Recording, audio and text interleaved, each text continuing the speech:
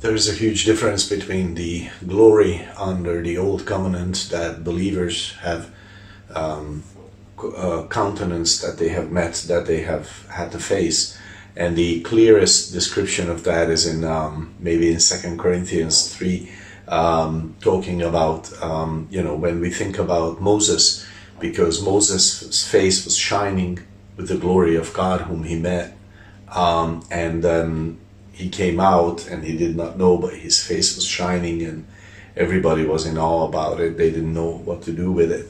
But in 2 Corinthians 3:18, but we all with open face beholding as in a glass the glory of the Lord are changed into the same image from glory to glory.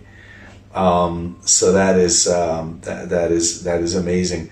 So in the Old Testament, Moses had to put a veil over his face because it was a reflective glory, and he did not want to compete with the real glory of God, obviously. And the people, the nation, did not know how to handle it, how to deal with it. They never saw anything like it before, and they could not relate to it in a healthy way. They were either terrified or awestruck or could have been tempted to worship Moses or something of the like. They didn't know how to deal with it. So he put a veil over his face so that they would not have to countenance it. They would not have to see that whole thing. But under grace, it's such a different story. God is, in the New Testament, in the New Covenant, God is saying to you and me, well, get used to it. Okay, get used to the glory. That's what he's saying. He's not saying put a veil on it. No, he's saying get used to it. Get used to seeing this glory in your brother, in your sister. Get used to it in prayer. Get used to it when you sing in church. Get used to seeing my glory.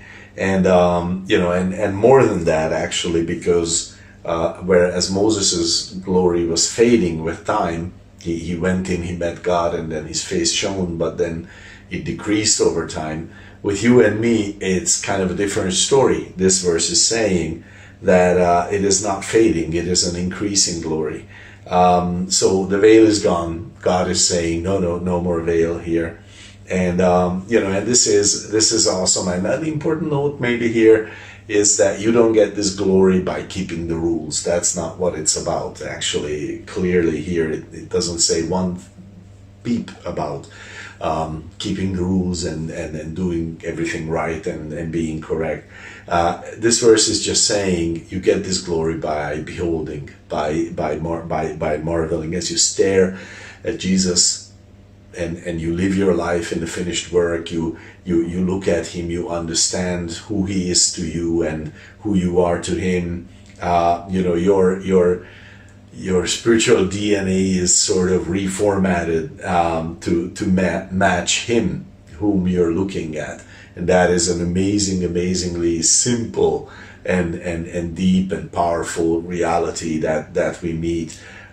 This transformation is not a byproduct of working harder. It's a byproduct of, it's not a result of working harder, but a byproduct of beholding, of worship, of fascination, of enjoyment, looking at Jesus and enjoying him, worshiping him. And that's what it is.